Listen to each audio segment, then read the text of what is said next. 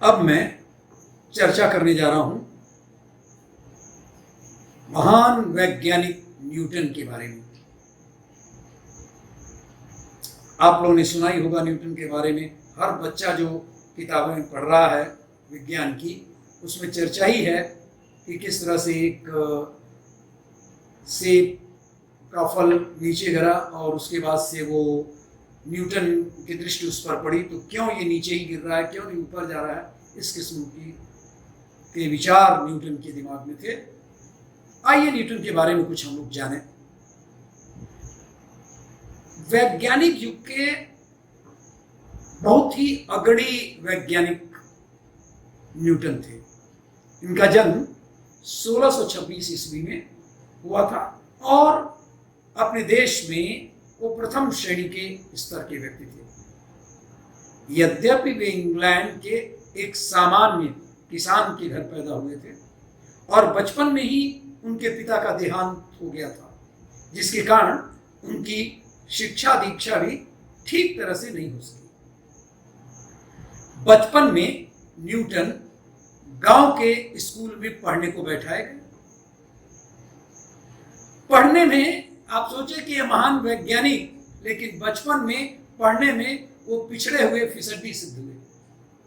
उनका तो मन तरह तरह के खेलने के यंत्र बनाने में अधिक लगता था, लेकिन आगे चलकर वो पढ़ने में भी परिश्रम करने लगे और उनकी गिनती फिर अच्छे तेज लड़कों में होने लगी।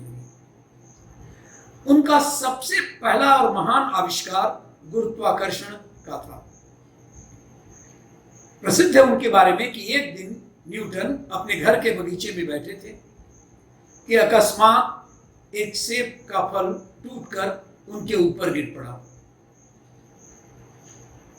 उसी समय उनके दिमाग में प्रश्न उठा कि ये सेब नीचे ही क्यों गिरा, आखिर ये ऊपर भी तो जा सकता था, क्यों ये नीचे की ही तरफ आया, ऊपर की तरफ क्यों नहीं चला गया। यह बात अगर आज कोई लड़का पूछे या बात करे तो लोग उसे पागल कह देंगे, डांट देंगे, क्या फालतू की बात करता है। लेकिन वो न्यूटन थे, विश्व के महान वैज्ञानिक होने का सेहरा उन्हें बनना था। हम लोग भी तो प्रतिदिन फलों को पेड़ से गिरते हुए देखते हैं। क्या कोई इस बात पर गंभीरतापूर्वक सोचने का कष्ट उठाता है कि इसके होने का क्या कारण है। पर वे थे ज्ञानोपासक न्यूटन का ध्यान एकाएक इस तरफ गया कि पृथ्वी में ऐसी तो कोई शक्ति अंतर्निहित है जो प्रत्येक पदार्थ को अपनी ओर खींचती है। यद्यपि इसके पहले भी लोग कभी कभी आकर्षण शक्ति का नाम लिया करते थे, पर उसका स्वरूप और नियम क्या है इस पर किसी ने ध्यान नहीं दिया था।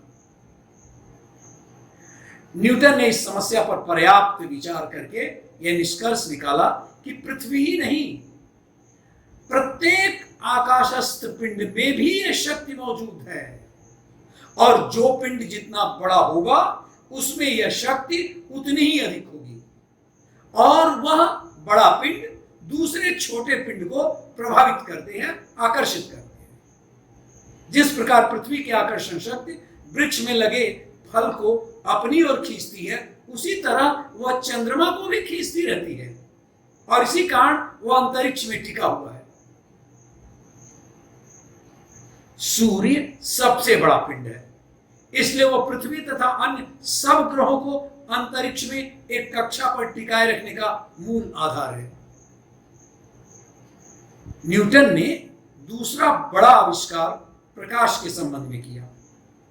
उसने सिद्ध किया कि सूर्य की किरणें एक रंग की नहीं, हम तो लोग जो देखते हैं वो तो सफेद सूर्य की किरणें देखते हैं, लेकिन न्यूटन ने बताया कि सूर्य की किरणें एक रंग की नहीं होती, वरन उसमें 7 रंग मिले हैं और वे सब मिलकर श्वेत रंग का प्रकाश उत्पन्न करते हैं। छोटे बच्चे जो छोटी क्लासेस में पढ़ते हैं उनको बताया जाता है कि एक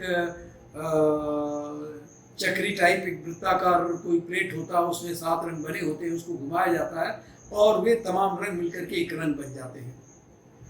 उनके इस सिद्धांत से आगे चल करके बड़ा फायदा हुआ।